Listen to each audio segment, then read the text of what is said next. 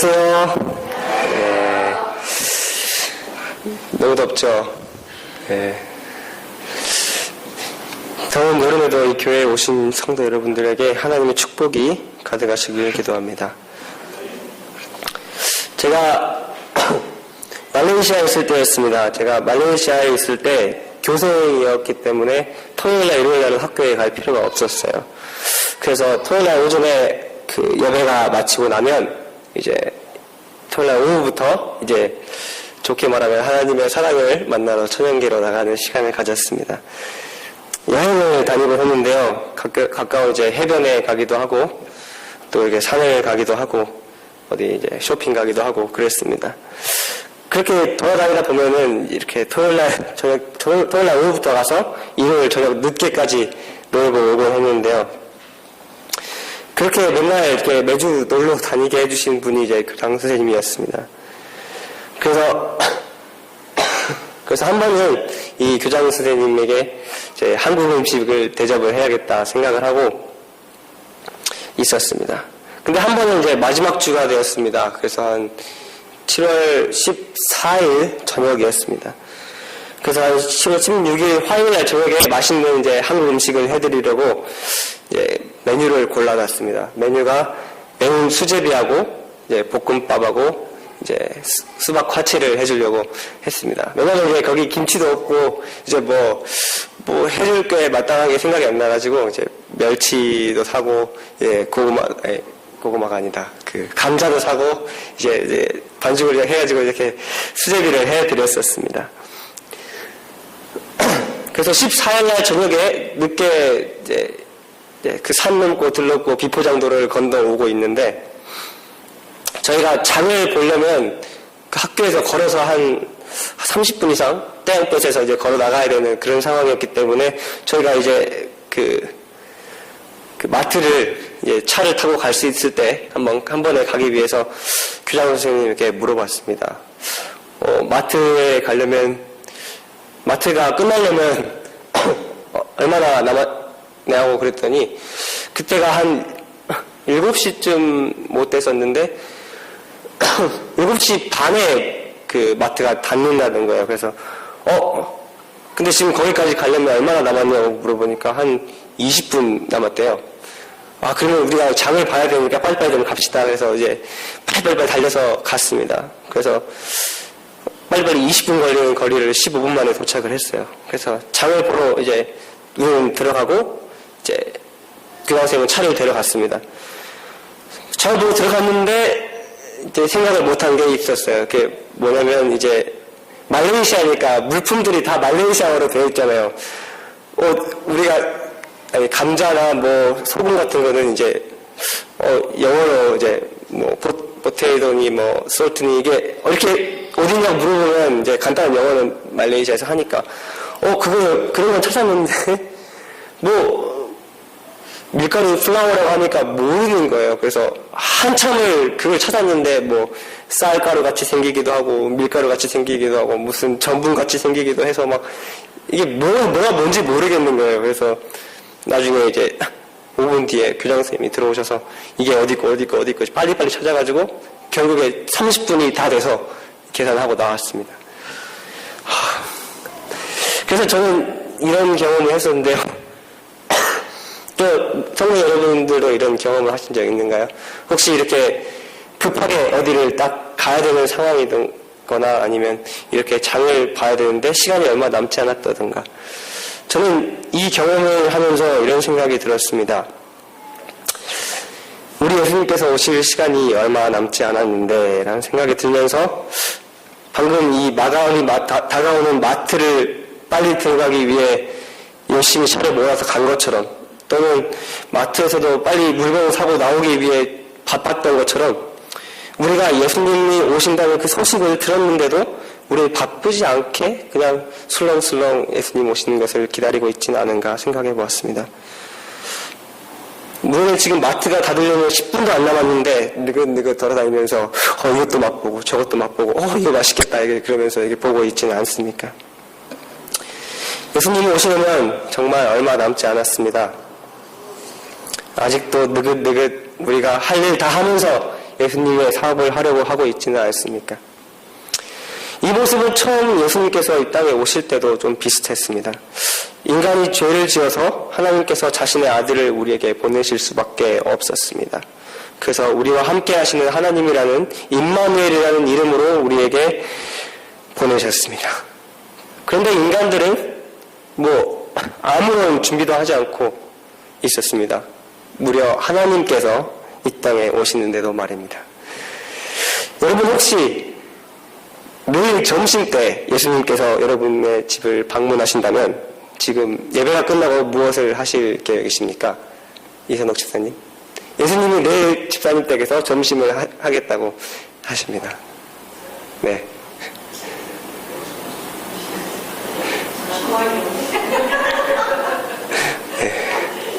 예수님이 내일 저라면 예수님이 내일 우리 집에 오신다고 하면 일단 집에 빨리 가서 청소부터 하고 장도 보고 그 다음날 아침에 이제 목욕탕 가가지고 목욕제개도 좀 하고 이렇게 할 것 같습니다. 출애굽기 19장을 보면 예수님을 만날 준비를 위해 다른 많은 준비들을 했습니다. 그 모든 것들은 출애굽기 19장을 보면 다 있습니다. 적어도 이 정도는 아니더라도 예수님께서 처음 이 땅에 오셨을 때 이스라엘 백성들은 모든 것들을 정결하게 준비를 하고 있어야 되지 않았을까요? 하지만 이스라엘 백성들은 준비를 하고 있지 않았습니다. 이스라엘 백성들이 예수님이 언제 오시는지 몰랐습니까? 아닙니다. 다니엘이 이미 언제 오시고 그것이 이스라엘 백성들 그리고 서기관들, 제사장들 다 알고 있었습니다. 그것은 우리가 헤롯을 만나러 간 동방박사를 보면 알 수 있겠죠. 어디서 탄생할지도 다 알고 있었는데 이 모든 것이 이기심, 시기, 질투 이 모든 죄에 빠진 제사장들과 박사들이 그것들을 준비시킬 사명을 가지고 있었음에도 불구하고 그러지 않았던 것입니다. 오늘 예수님께서 처음 오셨을 때 이스라엘 백성들이 가졌던 태도들을 통하여 우리가 어떻게 예수님이 금방 다시 오실 지금 무엇을 하고 있어야 할지를 나누어 보도록 하겠습니다. 예수님이 이 땅에 오시기 위하여는 몇 가지 조건이 있었습니다. 그래서 갈라디아서 4장 4절에 보니까 때가 차네라고 되어 있었습니다. 예수님께서는 이 땅에 오시기 위해 여러 가지 조건이 있었는데 누가복음 2장을 보면 가이사 아구스토가 나옵니다. 그래서 2장 1절에 보면 가이사 아구스토가 영을 내려 천하로 다 호적하라 하였으니 네, 다윗의 자손이었지만 나사렛에 살고 있었던 요셉과 그 조혼한 마리아가 함께 베들레헴이라고는 다윗의 동네로 가는 장면이 나옵니다. 시대소망을 보니까 가이사 아구스토는 고레스처럼 하나님의 그 중요한 때를 위하여 부르심을 받은 하나님의 종이었다고 나옵니다.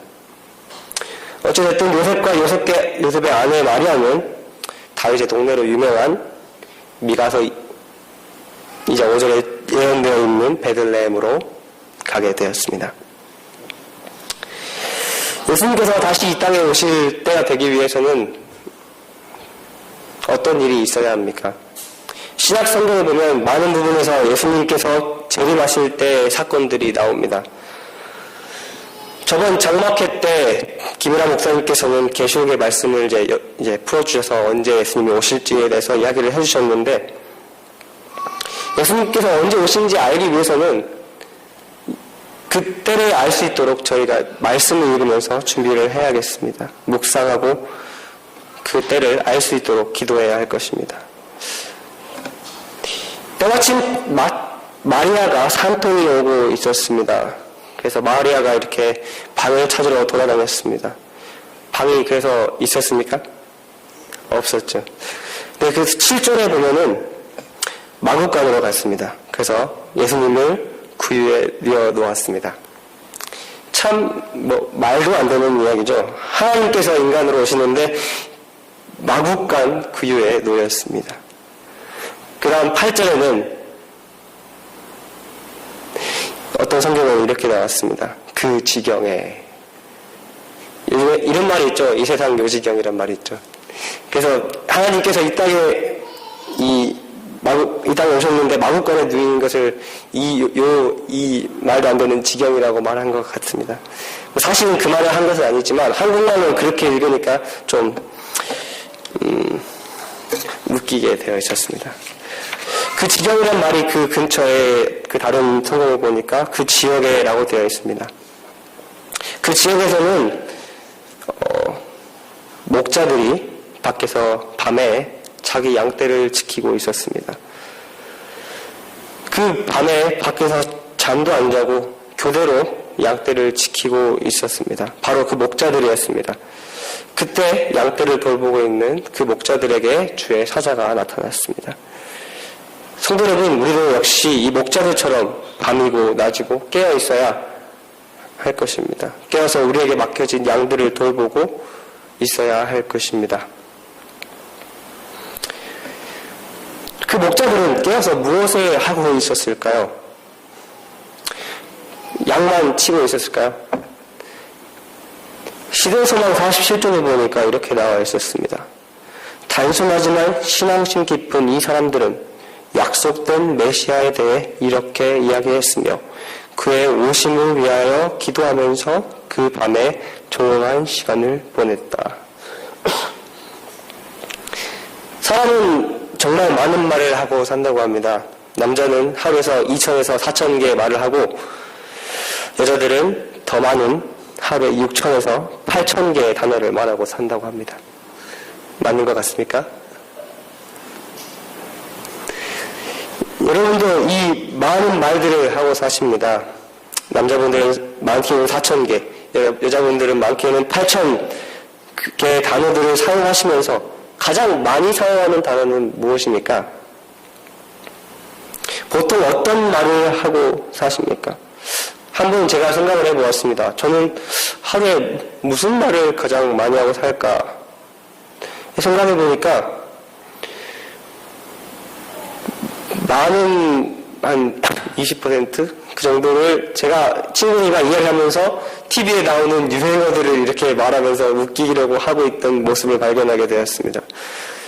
그렇게 또 쓰잘데기 없는 이제 말들을 하고 거의 1%도 예수님에 대해서는 이야기하고 살고 있지 않습니다.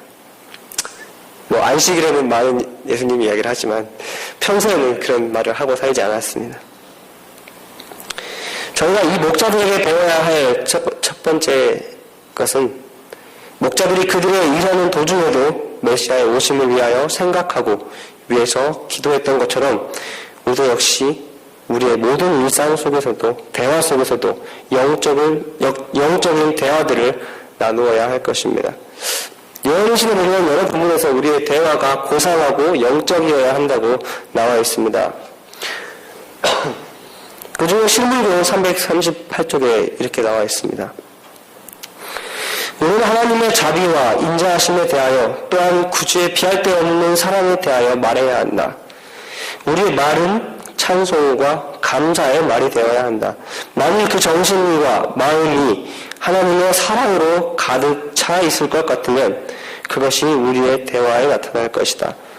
우리의 영적 생애에 있어서 믿음을 나누는 일이 어려운 일이 되지 않을 것이다. 우리가 이야기해야 할 주제는 하나님의 자비와 사랑 그리고 인자하심 그 모든 것이 되어야 한다고 합니다. 처음에 말씀드렸지만 요즘에 날씨가 너무 덥습니다. 그래서 이렇게 너무 더우면 이제 짜증나는 말들이 많이 나오게 되죠.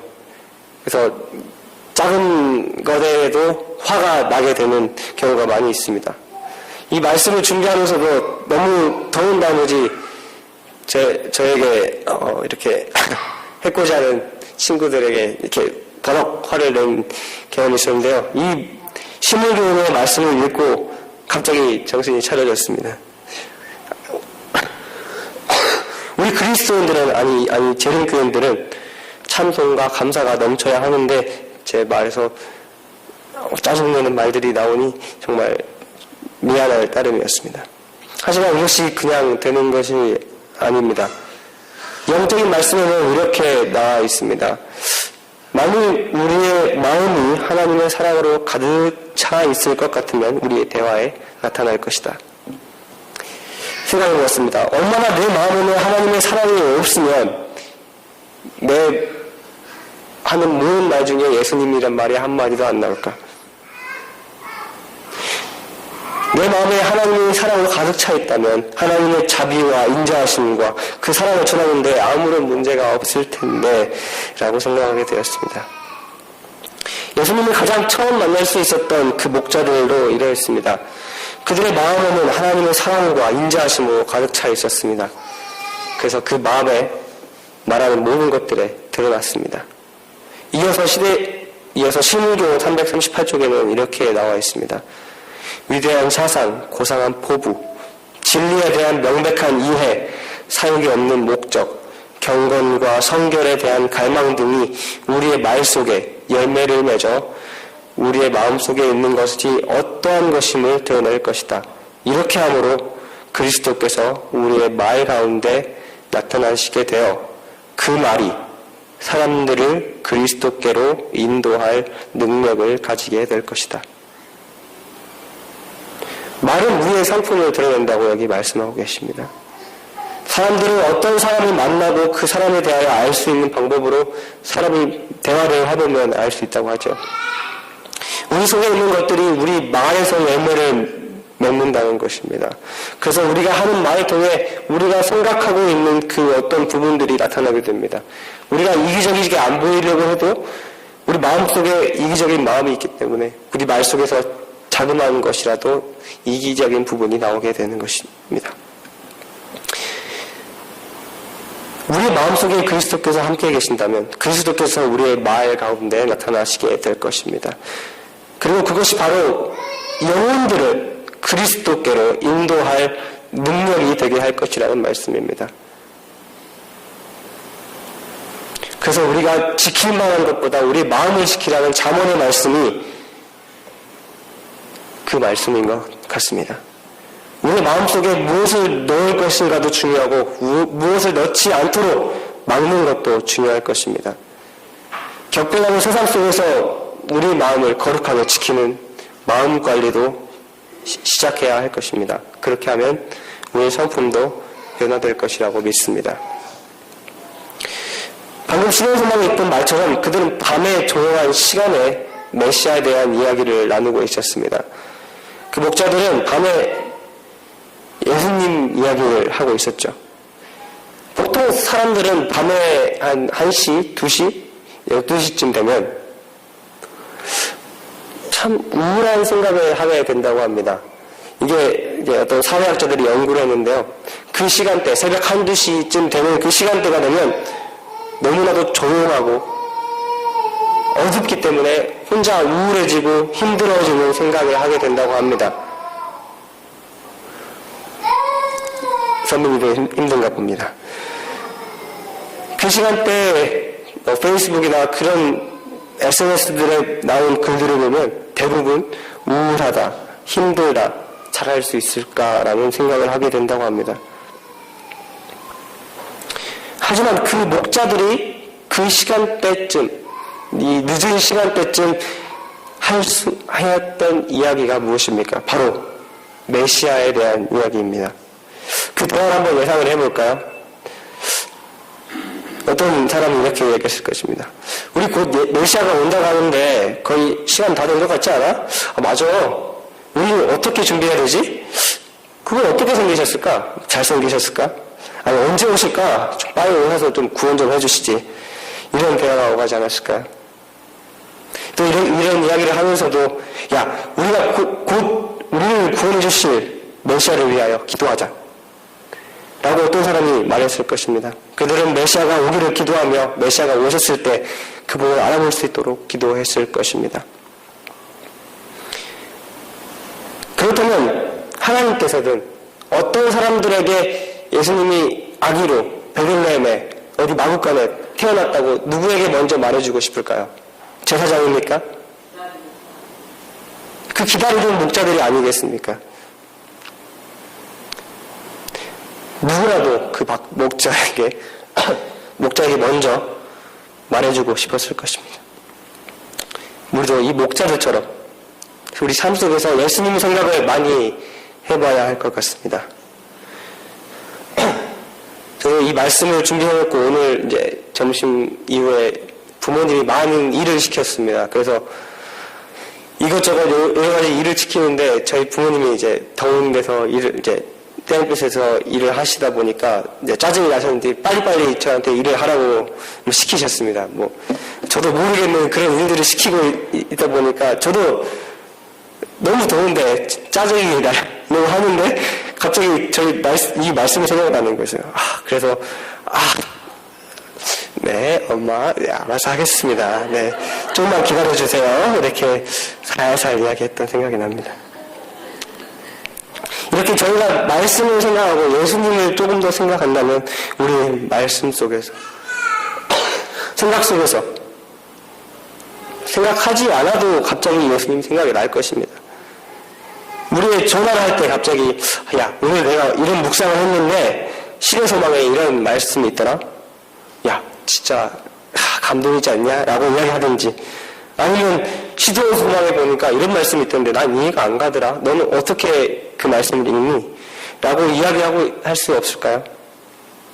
우리 삶 속의 대화가 예수님으로 가득 찬다면 저번에 목사님께서 말씀하신 것처럼 전도가 다리 필요하지 않을 것입니다. 우리 삶 속에서, 우리 말 속에서 예수님이 가장 많이 나오는데 그것이 진정한 전도가 아닐까요? 목자들은 이렇게 예수님께서 이 땅에 오셨다는 사실을 들었습니다. 10절에 보면, 누가복음 2장 10절에 보면 천사가 이르되 무서워 말라. 내가 온 백성에게 미칠 큰 기쁨의 좋은 소식을 너희에게 전하노라. 오늘날 다윗의 동네에 너희를 위하여 구주가 나셨으니 곧 그리스도 주시니라. 그 뉴스입니다. 좋은 뉴스예요. 그들이 기다리던 좋은 뉴스였습니다. 그들이 기다리던 그 뉴스는 그 다음 말이 조금 이상했습니다. 너희가 가서 강보에 쌓여 구유에 누인 아기를 보리니. 네? 어디라고요? 지금 다윗의 동네라는 거 알겠는데 비단도 아니고 강보에 쌓였다는 말씀입니까? 아니 침대도 아니고 구유라는 말씀이십니까? 그 말이 밥 먹는 거기 말이십니까? 목자들이 어떻게 생각했을까요? 예수님 오신 건 맞는데 왜 생각이랑 좀 다르구나? 요즘은 말대로 멘붕에 처했을 겁니다. 하지만 그들이 본 장면이 너무나도 확실한 증거였습니다. 왜냐하면 하늘에서는 엄청난 빛을 가진 천사들이 내려와서 여기 보니까 지극히 높으신 곳에서는 하나님께 영광이요 이렇게 노래를 하고 있는데 누가 그 말씀을 믿지 않겠습니까? 그 영광스러운 모습의 천사와 천사들이 하는 노래들 듣고는 진짜 메시아가 오셨구나 하고 생각했습니다. 그래서 곧 가브리엘 천사를 떠나서 곧바로 출발했습니다. 바로 즉시 예수님이 오신 그곳으로 향했습니다. 16절에 보니까 빨리 마리아와 요셉을 찾으러 갔습니다. 그들의 마음에는 예수님이 가득 차 있었고 예수님에 대한 갈망이 있었기 때문에 빨리 가서 예수님을 확인하지 않고는 견딜 수가 없었습니다. 아마도 우리에게 진짜로 필요한 것은 이 부분인 것 같습니다. 우리가 매일 예수님에 대한 설교를 듣고 말씀을 읽으면서도 질린 것일까요? 예수님 만나기를 얼마나 갈망하고 계십니까? 예수님 얼마나 보고 싶은가요? 지금 보고 싶으신 분 손 한번 들어보세요. 예수님 보고 싶은 사람. 네. 나중에 예수님이 안 보고 싶은데 밤하늘에 별이 뜨고 빛나면은 예수님이 밝을 때 이렇게 기도하셨잖아요. 그럴 때가 제 예수님이 그게 사모예요. 네, 감사합니다. 그렇게 해서 예수님이 맨날 다리 떠야겠네요. 네. 그렇게 예수님을 얼마나 갈급하고 계신지 저는 확인했습니다. 이 목자들은 얼마나 그 예수님을 갈급했는지 알 수 있습니다. 그들이 조금 의심스러운 생각과 다른 부분이 있었지만 그래도 바로 당장 달려나갔습니다. 한 번은 제가 수업을 듣고 있는데 한 교수님이 이렇게 물어보셨습니다. 지금 당장 예수님이 오신다면 바로 만나러 나가는 학생이 있으면 손을 들으라고 했습니다. 지금 나가면 성적을 깎겠다고. 다른 모든 학생들이 좀 머뭇머뭇하게 됐지만 다 손을 들었습니다. 예수님이 지금 당장 오시면 신발 벗고 있더라도 당장 뛰쳐나갈 분들이 여러분이신 걸 방금 확인했습니다. 우리는 이렇게 목자처럼 예수님을 갈급해야 할 것입니다. 너희가 나를 찾고 찾으면 나를 만나리라 하신 예레미야의 말씀처럼 목자들처럼 진짜 만나고자 하신다면 목자들처럼 행하길 바랍니다. 예수님에 대해 이야기하고 예수님을 만나게 해달라고 기도하시길 바랍니다. 그들은 그 마구간에 들어가서 구유에 놓인 누인 아기 예수와 마리아와 요셉을 만났습니다. 그들은 정말 기쁨에 차서 그들이 보고 들었던 천사들의 모든 말과 장면들을 다 마리아와 요셉에게 설명했습니다. 그 장면을 한번 상상해 보겠습니다. 아니, 여기 오기 전에 무슨 일이 있었는지 알아요? 야, 진짜 우리가 뒷방에서 기도하고 있었는데, 예수님 이야기하고 있었는데, 메시아 이야기하고 있었는데, 갑자기 하늘에서 빛이 번쩍 나타났습니다. 아, 진짜 무서웠다니까요. 이런저런 이야기를 하면서 이야기했을 것입니다. 우리 교회 성경 주석에는 이렇게 나와 있습니다. 그들은 마음속에 쏟아진 빛을 감추어 두는 것은 마치 태양이 빛을 발하지 못하도록 막는 것과 같았다. 태양을 막을 수 있나요? 이게 아무리 가려도 우리 눈에는 태양이 보입니다. 선글라스를 껴도 태양은 보입니다. 하지만 그들의 마음속에 쏟아진 그 엄청난 빛을 감추는 것이 그 태양을 가리는 것보다 어려웠다고 합니다. 이어서는 이렇게 되었습니다. 그것이 너무나도 좋은 소식이었으므로 자신들만 간직할 수 없었다. 세 번째로 우리가 만난 예수님을 즐거이 전해야 합니다. 우리가 만난 예수님을 억지로 전한다면 잘 할 수 없을 것입니다. 목자들이 예수님 만났을 때 느꼈던 그 감정을 한번 느껴보아야 할 것입니다.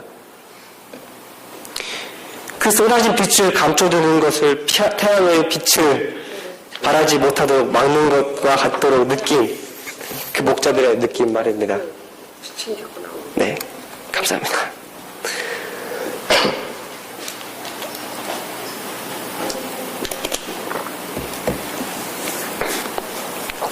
감사합니다.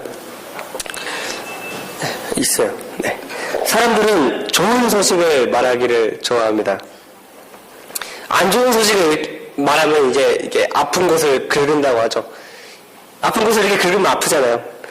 그래서 나쁜 소식보다는 좋은 소식 이야기하기를 좋아합니다. 만약에 어떤 학생이 시험을 보고 좋은 성적을 거두었다고 생각해 봅시다.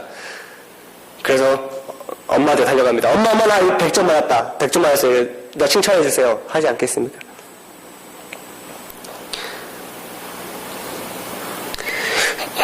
진짜 좋은 소식이라면 말할 시간을 주지 않아도 경험이 없는데도 불구하고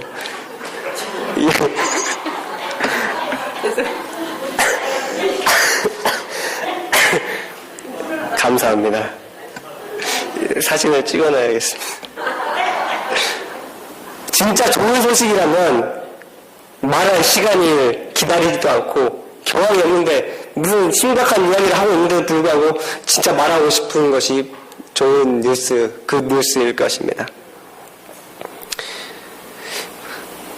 우리가 이토록 예수님의 재림을 말하고 다니지 않는 것은 아마도 예수님의 재림이 좋은 소식이 아닐지도 모르겠습니다. 혹시 예수님의 심판이 두려워서 예수님의 재림을 두려워하고 계시지는 않습니까? 아니면 이 세상의 뉴스들이 더 좋은 뉴스들이라고 생각해서 그런 걸지도 모르겠습니다. 류현진이 12승을 했네. 축구에 이겼네. 시장에 가보니 감자가 싸더네.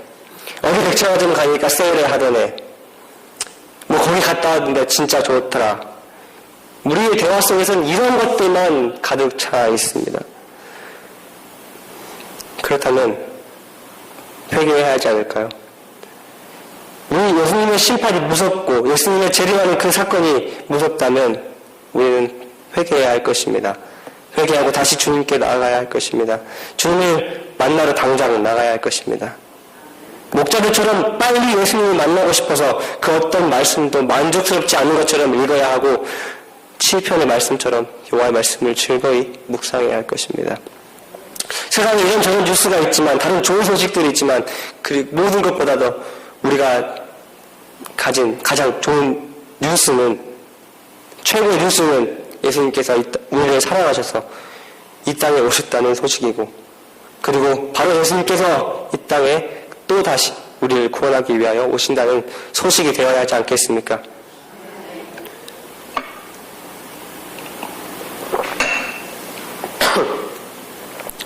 이렇게 목자들은 예수님을 만났습니다. 그들이 그 좋은 소식을 가지고만 있지 않았기 때문에 또 그것을 즐겨 나누었기 때문에 베들레헴에서 8km나 떨어져 있던 예루살렘 사람들이 그 소식을 들었습니다. 제사장들과 장로님들 그리고 랍비들까지 그 소식들을 들었습니다. 소리는 멀리 가지 않습니다. 그래서 저희가 이 교회에서 마이크를 써서 그렇지 이 모든 교회가 울립니다. 하지만 마이크 없이는 소리가 멀리 가지 않습니다. 그런데 그것이 좋은 소식, 좋은 뉴스라면 그 예수님의 탄생 소식처럼 베들레헴에서 8km나 떨어진 예루살렘에서도 그 소식을 들을 수 있습니다. 여기서도 분당에서도 들을 수 있겠죠.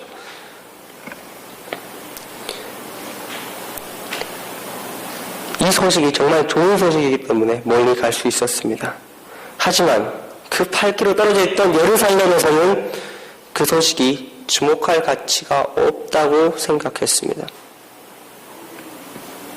그래서 그 소식은 더 멀리 나가지 못했고 그곳에서 사라졌습니다. 성도 여러분, 우리는 매주 좋은 소식을 접하고 있습니다. 화요일, 금요일, 그리고 안식일. 요즘에는 인터넷만 되면 어디서든지 우리의 말씀을 들을 수 있습니다. 하지만 우리들은 지금 8km 떨어져 있던 예루살렘의 제사장들과 장로들 그리고 랍비들처럼 그 좋은 소식들을 우리 마음의 좋은 소식으로 여기지 않고 있지는 않습니까? 좋은 소식들이 넘치면 샘솟이 넘쳐 저희에게 내려오고 있는데 우리는 사회와 같이 그 소식들을 모아놓고 보내고 있지 않습니다. 그래서 썩어가고 있지는 않습니까? 예수님의 재림이 너무나도 가까웠습니다. 이 소식은 저와 저희 부모님은 물론이고 이 나라에 복음이 들어올 때부터 곧 오신다고 했습니다. 하지만 아직도 오지 않았습니다. 실망하고 계십니까? 그럴 때도 우리는 이 목자들처럼 행해야 할 줄로 믿습니다. 성경에 이름도 나와 있지 않지만 그들의 생애는 우리가 배워야 할 것들로 가득 차 있습니다. 첫 번째로 무엇을 배워야 합니까? 복습하겠습니다. 첫 번째로 우리는 목자들처럼 그 일상 중에서도 예수님의 오심을 생각하고 우리의 대화 속에서 영적인 대화들을 나누어야 할 것입니다. 다시 한번 신명기 338쪽의 말씀을 읽어드리겠습니다. 우리는 하나님의 자비와 인자하심에 대하여 또한 구주의 비할 데 없는 사랑에 대하여 말해야 한다. 우리의 말은 찬송과 감사의 말이 되어야 한다. 만일 그 정신과 마음이 하나님의 사랑으로 가득 차 있을 것 같으면 그것이 우리의 대화에 나타날 것이다. 우리의 영적 생애에 있어서 믿음을 나누는 일이 어려운 일이 되지 않을 것이다. 우리 마음에는 무엇이 가득 차 있습니까? 우리 삶 속에서 대화의 주제는 무엇입니까? 우리는 지금 무엇을 생각하고 살고 계십니까? 그것이 지금 세상의 것이라면 그것을 버리고 예수님을 한번 생각해 보시기 바랍니다. 그렇게 우리 마음에 예수님께서 함께 하신다면 우리의 말 속에, 우리의 열매가 되어 그것이 사람들을 그리스도께로 인도할 능력이 될 것이라고 선지자는 말하고 있습니다. 두 번째로는 바로 예수님을 갈망하는 것입니다. 예수님을 진짜 만나게 해달라고 기도하고 계시죠? 저희 요즘 기도 제목이 이것입니다. 진정으로 예수님을 만나서 예수님이 없으면 살 수 없는 그런 삶. 예수님 만나서 그 즐거움으로 살고 그 즐거움으로 다른 사람들이 그걸 보면서 그 속에서 예수님을 발견하게 되는 그런 기적이 일어나도록 기도하고 있습니다. 예수님과 연애한다고 하나요? 그렇게 예수님 없이는 못 사는 그런 삶을 살고 싶어서 기도하고 있습니다. 세 번째로는 우리가 만난 예수님을 즐거이 전해야 할 것입니다. 우리가 만난 예수님을 억지로 전한다면 잘 전할 수 없겠죠? 목자들이 예수님 만났을 때 그 느낌을 다시 한번 보여드리겠습니다. 목자들의 마음속에 쏟아진 빛을 감춰두는 것은 마치 태양이 빛을 발하지 못하도록 막는 것과 같았다. 그것이 너무나도 좋은 소식이었으므로 자신들만 간직할 수 없었다. 오늘날에도 우리가 목자들과 같은 열정과 사랑을 가지고 있다면 다시 오실 주님을 맞이할 준비를 하고 있다고 생각합니다. 오늘날에도 마음속에 새로이 그리스도께서 다시 오실 것임을 깨닫고 말씀의 복된 소식을 그 목자들처럼 전하게 될 것이라고 믿습니다. 예수님 곧 오십니다. 라고 외치면 요즘에 조상민 장로님께서 외치시죠. 제가 항상 준비하는데 오랜 시간이 걸리면 저희 어머님은 이렇게 대답합니다. 야, 준비하다 장파 같다. 예. 예수님이 이 땅에 오시기에 너무 가까웠습니다.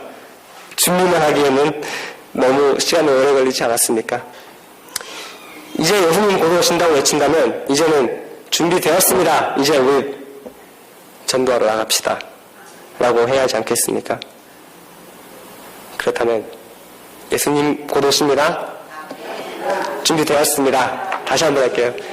예수님 오십니다. 준비되었습니다. 우리가 이렇게 마음으로 준비되었다고 생각을 하면 이제 우리가 마음이 준비되었는지 생각해 버립니다. 우리 마음은 그렇습니다. 아멘. 네, 우리 예수님 곧 오십니다. 우리 모두 준비되길 바랍니다. 감사합니다.